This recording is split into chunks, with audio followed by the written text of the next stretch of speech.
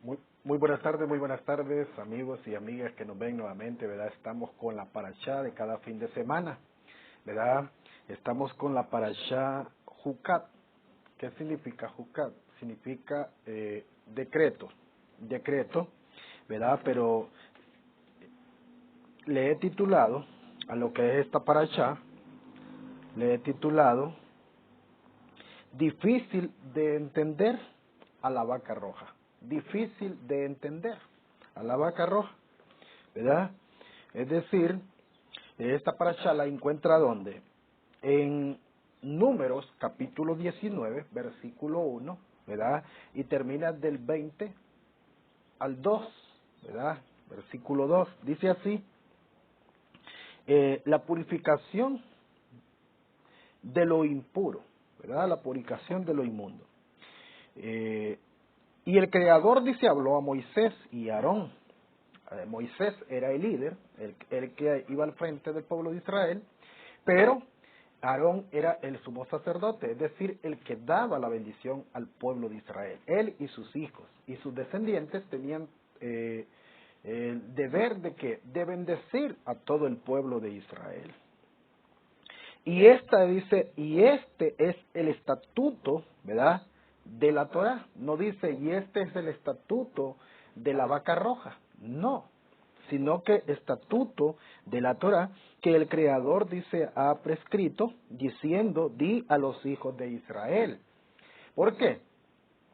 Porque la bendición, quien la daba era el sumo sacerdote, pero el líder que escuchaba la voz del Creador directamente era Moisés, ¿verdad? Moisés se lo transmitía a quién? A Aarón, y Aarón se lo hacía saber, daba la bendición a todo el pueblo.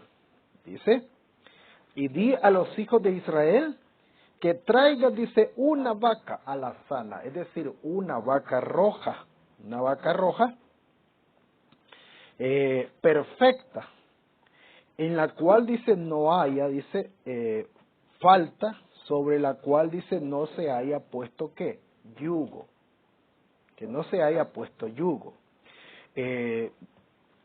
Vamos a ver, porque hay muchos puntos aquí, hay muchos puntos importantes. Nos habla de la vaca roja, ¿verdad? Nos habla también de quién. Nos habla de Miriam, hermana de Moisés. Nos habla, ¿verdad?, de que cuando ella muere, pero también nos habla de que, nos habla de la roca, nos habla de varios puntos importantes, pero vamos a tomar estos tres puntos. Vamos a tomar estos tres puntos de lo que es, pues, esta parashá. Y nos dice así, esta parashá nos habla de la purificación. ¿De qué? De las cenizas de la vaca roja. Hoy vamos a ¿qué? A conocer una vaca roja. Por si usted no ha conocido una vaca roja, verá lo que es esta parashá, la va a conocer, una vaca roja. La vaca roja, hoy vamos a ¿qué? A conocer una vaca roja. Es algo que hoy no existe. Pero con la construcción del tercer templo, ¿verdad? Porque se está esperando la construcción del tercer templo, ¿para qué? Se va a ¿qué? A descubrir una vaca roja. Se va a descubrir lo que es una vaca roja. ¿Y para qué era importante esta vaca roja? ¿Por qué era tan importante? Porque con las cenizas, ¿verdad?, se mezclaban con un agua especial. ¿Y era para qué? Era para la purificación de una persona que había tocado cadáver, ¿verdad? Una persona que había tocado un cadáver, entonces, ¿qué hacía? La persona limpia lo salpicaba, ¿verdad? Lo salpicaba. ¿Para qué? Lo salpicaba para limpiar a aquella persona que había tocado una persona que ya hace muerta, ¿verdad? Que ya está muerta, entonces esa persona que está viva, ¿cómo queda? Queda en un estado de impureza, quedaba en un estado de impureza. Las cenizas, con las cenizas, se podía purificar a la gente, es decir, al pueblo de Israel, de la tumá Med, de la, es decir, de la purificación de la muerte, de la purificación de la muerte. Una persona, si alguien la toca, ¿verdad?, a esa persona que está viva, entonces, ¿qué sucede? Se queda en un estado de impureza. Quedaba ella en un estado de ¿qué? De impureza. Resalta sobre qué? Ese estado de impureza resaltaba una ¿qué? Una impureza. Es decir, resaltaba esa impureza sobre la persona que tiene que purificarse. Tenía que purificarse. Quedaba la persona que purificaba a aquella persona, ¿verdad?, que era pura, es decir, un sumo sacerdote, un sacerdote tenía que purificar a aquella persona, pero ella quedaba impura hasta la noche, ¿verdad?, hasta que lavaba sus vestidos. ¿Quedaba qué? Quedaba en un estado de impureza. ¿Qué es esta impureza en el ser humano? El Creador creó el ser humano con ¿qué? Con dos aspectos, que tiene un cuerpo de carne, de sangre y de huesos, ¿verdad? Algo físico que pertenece a la tierra. Ya nosotros sabemos que este cuerpo pertenece a la tierra. Y también un alma que pertenece a los mundos espirituales. Pertenece a los mundos espirituales. El ser humano, que pertenece a los mundos espirituales. El ser humano es la combinación supuestamente entre dos, es decir, el alma siempre desea que conectarse con la fuente que es su creador, que es la fuente que es su creador. ¿Qué es lo espiritual? Es la divinidad. Y el cuerpo quiere ¿qué? Quiere la tierra, los deseos, los apetitos mundanos y todas las cosas bajas, ¿verdad?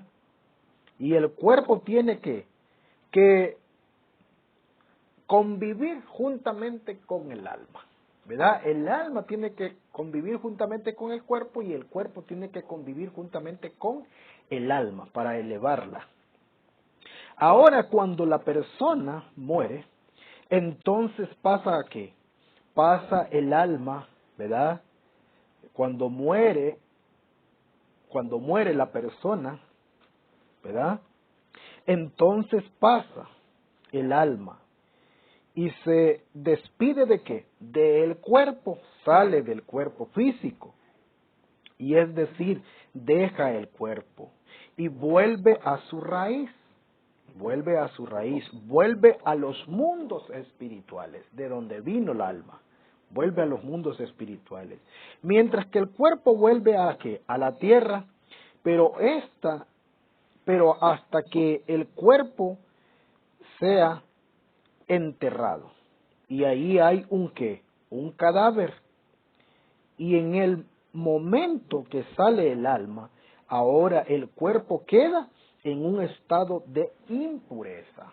¿Cómo queda el cuerpo? En un estado de impureza. Y la persona que lo toca se vuelve inmundo, se vuelve impuro, ¿verdad? Se vuelve impuro. Así pues, nos lo dice pues lo que son las escrituras, ¿verdad? También de esta enseñanza dice así,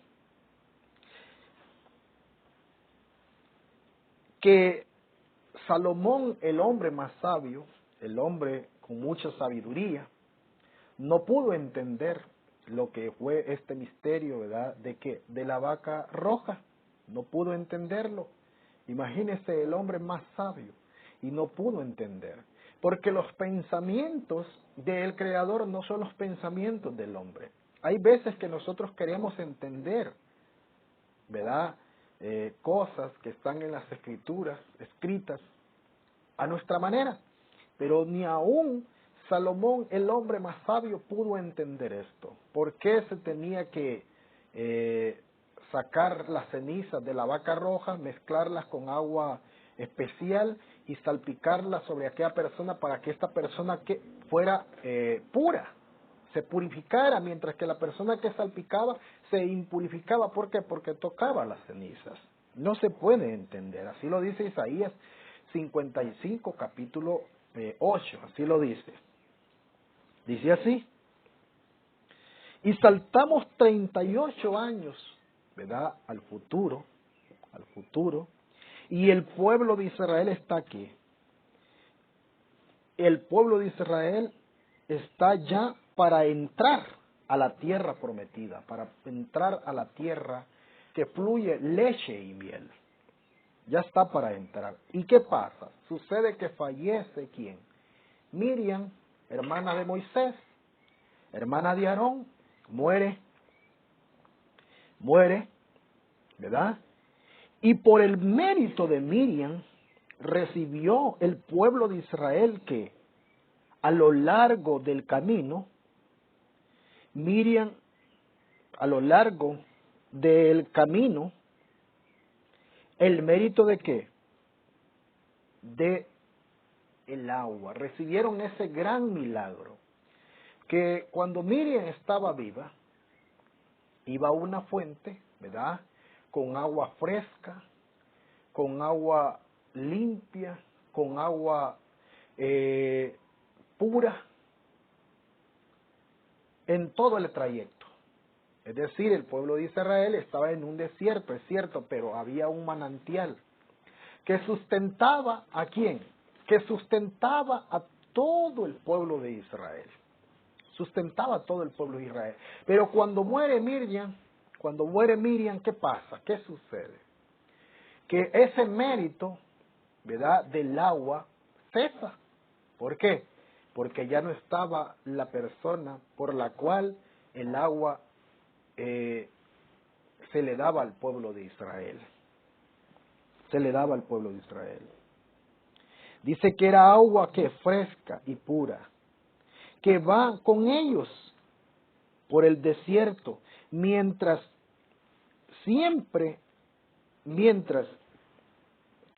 que Miriam estaba viva, siempre el agua fresca para beber, ¿verdad? Pero cuando muere Miriam, se acaba ¿qué? El agua. ¿Y qué sucede? Que empieza a renegar el pueblo. Empiezan a cuestionar a Moisés y a Aarón, ¿verdad? Empiezan a cuestionar a Moisés y a Aarón. Y el pueblo empieza ¿qué? A llorar, a decir que vamos a ¿qué? A beber ahora. ¿Qué vamos a beber? Se suponía que este lugar donde tú nos llevabas, ¿verdad?, era un lugar de ¿qué? De granadas, de higos, de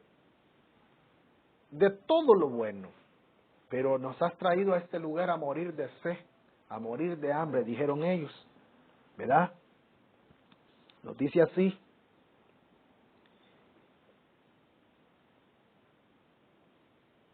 Y el pueblo, dice, empieza a llorar y a decir qué vamos a hacer ahora. No hay nada, dice, que beber. Vamos a morir de sed. Y Moisés y Aarón recibieron insultos del pueblo. ¿Verdad? Y se separó ¿quién? Moisés, y consultó al Creador.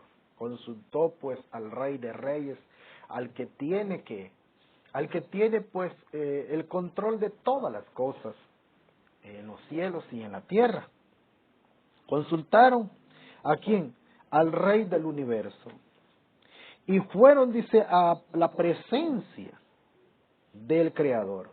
Y él les dijo a Moisés, toma, dice, el bastón, toma tu vara y reúne, dice, a toda la comunidad, reúne a toda la asamblea, reúne a toda la congregación y tú y Aarón, y hablen, dice, a la piedra.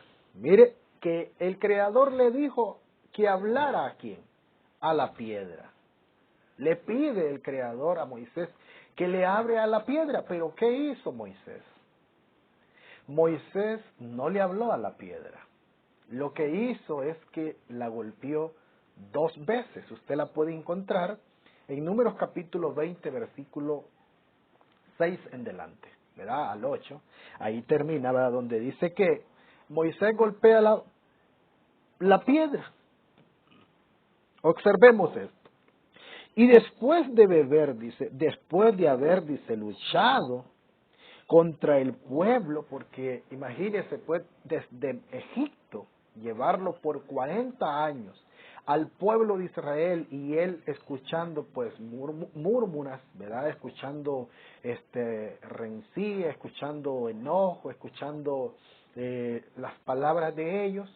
Pero él llevaba como quien, como un padre guía a su hijo, así llevaba Moisés al pueblo de Israel. Y siempre que el pueblo de Israel se airaba, se enojaba y hablaba, entonces ¿qué hacía Moisés? Intercedía, ¿verdad? Pedía por su pueblo, delante de la presencia de su Creador. Lo soportó por 40 años, ¿y qué hace el Creador? El Creador le dice a Moisés, no vas a entrar a la tierra prometida. ¿Y cuál era la bendición de Moisés? Poderte entrar a la tierra prometida. Se dice que Moisés, ¿verdad?, hizo más de 515 oraciones para poder entrar a la tierra prometida, pero dicen los jaján, los sabios, que si él hubiese hecho una más, hubiese entrado ¿a dónde? A la tierra prometida. Entonces, ¿qué nos da esta enseñanza? Nos da de que cada día tenemos que estar orando, tenemos que estar pidiendo frecuentemente, ¿verdad? Orando, clamando, pidiendo a nuestro Creador, ¿verdad? Eso es lo que tenemos que hacer. Y que tuvo todo ese lapso, todo ese tiempo que pasó con el pueblo de Israel, Moisés, ¿verdad?, liderándolos, cuidando de ellos, pidiendo al Creador por ellos, ¿verdad? Y escuchaba pues enojo y todas estas cosas, pero el Creador le dijo, no vas a entrar, es decir, vas a morir antes, ¿verdad? Vas a morir antes. Dice así, y Moisés y Aarón, dice, recibieron ¿qué? Insultos, desprecios, y ellos lloraban, pues, el pueblo de Israel lloraba. ¿Qué hacer? Dice. ¿Qué hacer? Dijeron Aarón, pero consultaron ¿a quién? Consultaron al Creador. Después de luchar Moisés y Aarón con el pueblo, por todo el desierto, ahora el Creador lo deja fuera de la tierra. A Moisés no entra a la tierra prometida. No entró a la tierra prometida. ¿Verdad? No entra a la tierra prometida. Pero fue un ¿qué? Un gran milagro que hizo Moisés, porque solo con el hecho, ¿verdad?, de que golpeara la piedra, es cierto, la golpeó, el Creador le dijo que le hablara, pero vino él y la golpeó. Pero de una piedra que no tiene vida, que no se mueve, que no cumple mandamientos, sacó agua, imagínese. La golpeó 2 veces y dice que dio de beber agua a todo el pueblo de Israel. Y se dicen que eran más de 3 millones de personas que iban desde Egipto hacia Canaán, hacia la tierra prometida.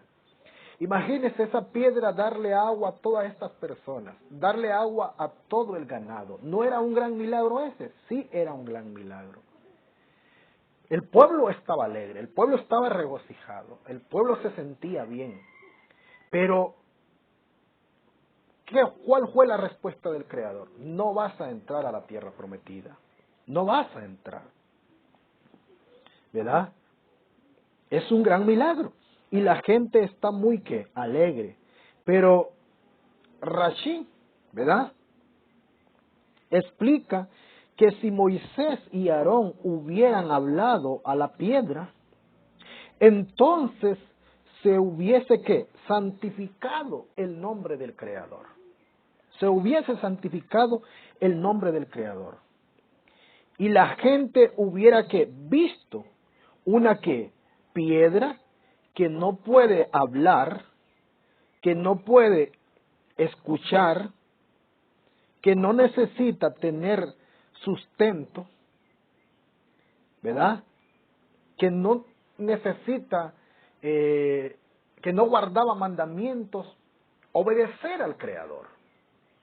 Imagínese una piedra que no tiene vida, una piedra que no se mueve, una piedra que no tiene sustento de nada.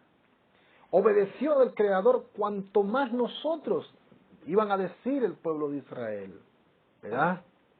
Así dice. Y no puede, dice, escuchar, no necesita tener sustento, ni sentimientos, la piedra no tiene sentimientos. Y así esa piedra cumple con qué? Con la palabra del Creador.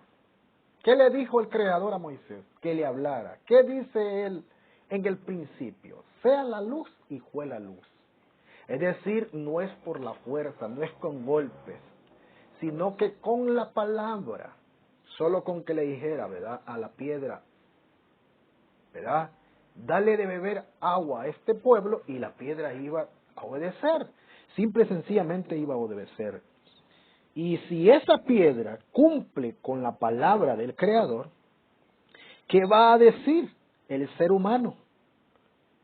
Con sentimientos, porque el ser humano tiene sentimientos, entendimiento, tiene sabiduría, entendimiento, con necesidades. ¿Cómo va a poder enfrentar al Creador? ¿Con qué argumentos? Si la piedra, que era un objeto inanimado, era algo que no tiene vida, obedecía al Creador, cuanto más nosotros los seres humanos, que tenemos 5 sentidos, ¿verdad?